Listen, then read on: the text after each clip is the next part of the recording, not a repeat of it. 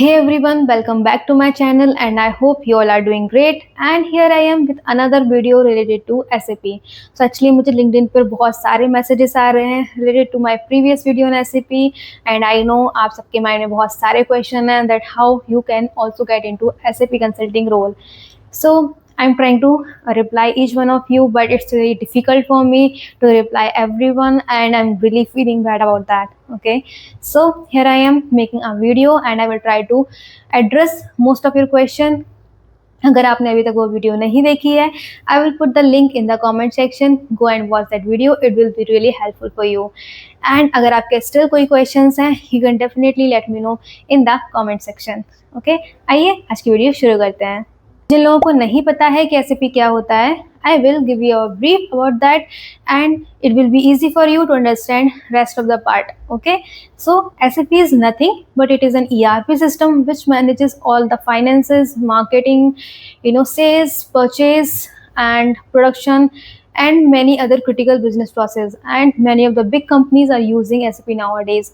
That is why there is a lot of demands of SAP consultant for the technical and functional roles. Okay, so next move to the next question. So the important question is which module consultant you should become. I mean, people get sometimes confused about that and they watch videos on YouTube and sometimes they compare the salary also, that this module earns more than some other module. Okay, but ऐसा कुछ नहीं होता है. Your package is totally depend on your skills, on your knowledge. So आप कुछ भी module select कीजिए, अगर आपको उसके पास नॉलेज है, you are definitely going to be valued and you are going to definitely get a very good increment. Okay, so अगर आपको सिलेक्ट करना है कि आप किस मॉड्यूल के लिए बेस्ट हैं, then you should think about कि आपकी नॉलेज क्या है. आई मीन अगर आप CA बैकग्राउंड से हैं, आप CMA हैं, आपने MBA किया है, आपने BCom किया है, it means you have finance knowledge. Okay, it means you have accounts knowledge, so you can definitely go for SAP FICO module.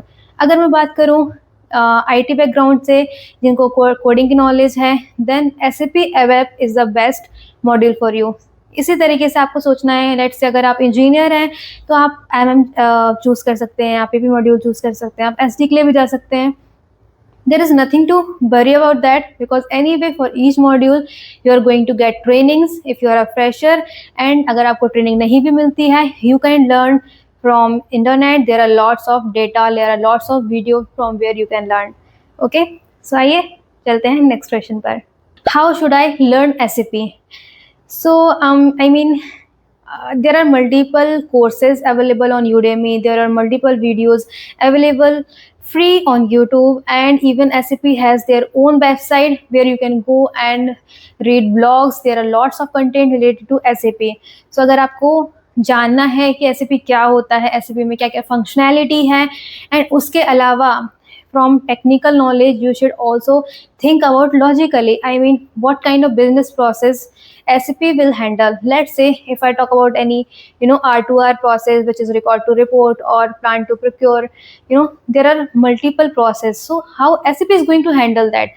So SAP की knowledge तो आपको बाद में आएगी. आपको पहले basic knowledge लेना है कि आखिर business process apart from SAP चलती कैसे है, क्या क्या steps, क्या क्या process होते हैं किसी particular company में, and कैसे उस process को हम SAP के थ्रू हैंडल कर सकते हैं.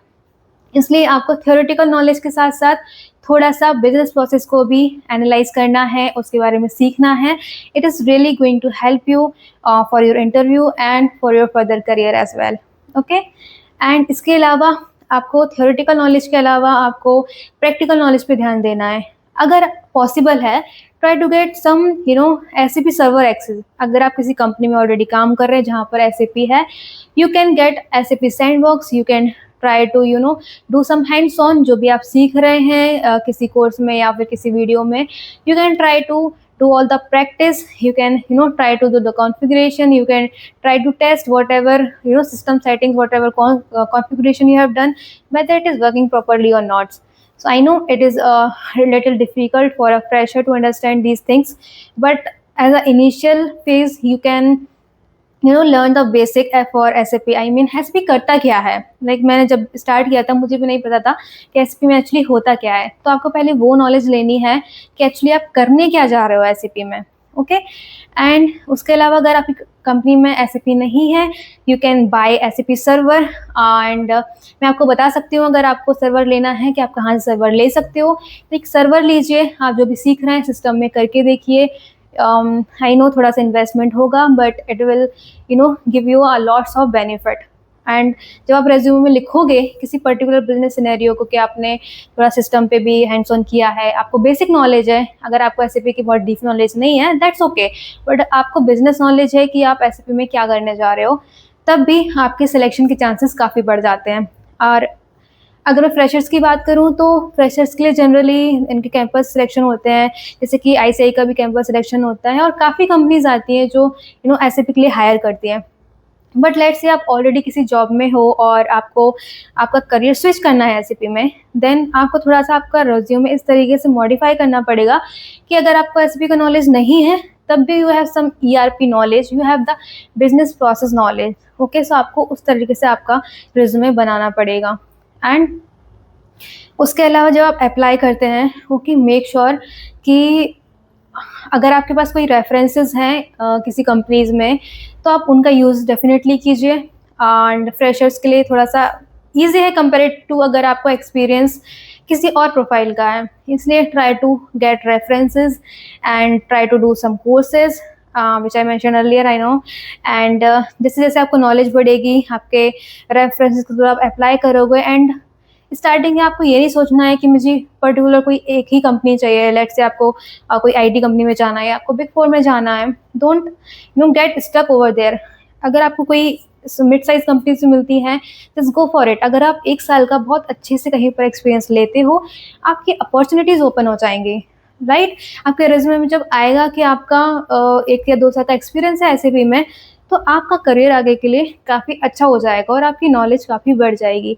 इसलिए इनिशियली कोशिश कीजिए कि अगर आपको मिड या स्मॉल साइज कंपनी मिल रही है, आपको लर्निंग मिल रही है, that is important, right. Learning, अगर आपको लर्निंग मिल रही है, आपको 1 साल 1.5 साल स्ट्रगल करना पड़ सकता है, आप कीजिए, ओके।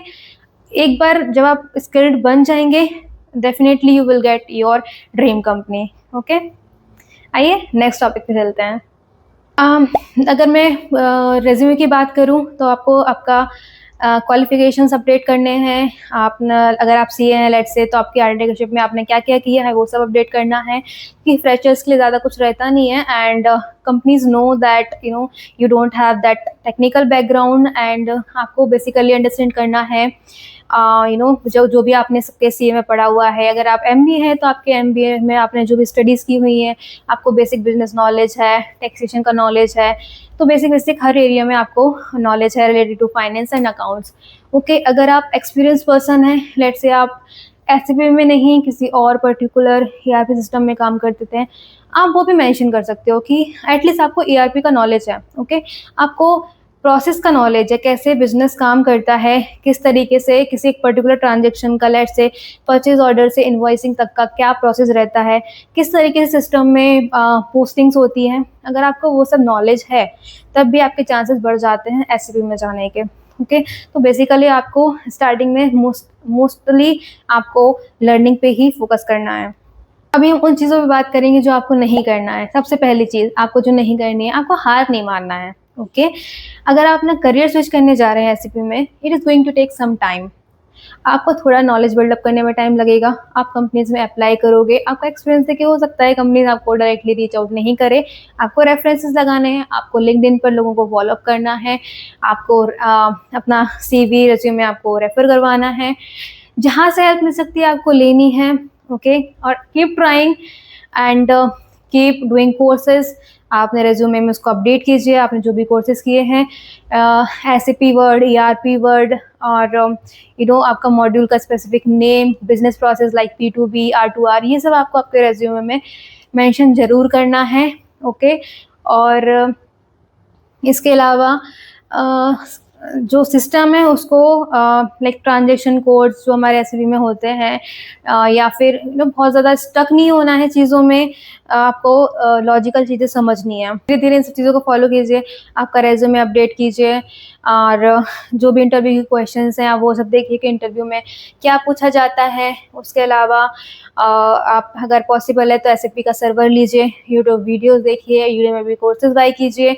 अगर पॉसिबल है तो आप सर्टिफिकेशन भी कर सकते हैं एसएपी का। It is not very important, but अगर आप करते हो it will be an edge for you. Okay, so certification आप कर सकते हो तो आप ज़रूर कीजिए। एंड उसके अलावा फॉलो कीजिए पेजेस को लिंक्डइन पर, डेली अपना नौकरी अपडेट कीजिए, लिंक्डइन अपडेट कीजिए, जो एसएपी जहाँ पर हायर कर रहे हैं उन्हें एचआरस को रीच आउट कीजिए। ये सब करते करते धीरे धीरे आपको आपकी ड्रीम जॉब ज़रूर मिल जाएगी। ओके, और मैं आपके लिए कुछ भी कर सकती हूँ, डू लेट मी नो। अगर आपको रेज्यूमे कैसे बनाना है वो जानना है, या फिर इंटरव्यू में क्या पूछा जाता है वो जानना है, प्लीज़ मुझे कमेंट में ज़रूर बताइएगा। कमेंट कीजिए रेज्यूमे और इंटरव्यू।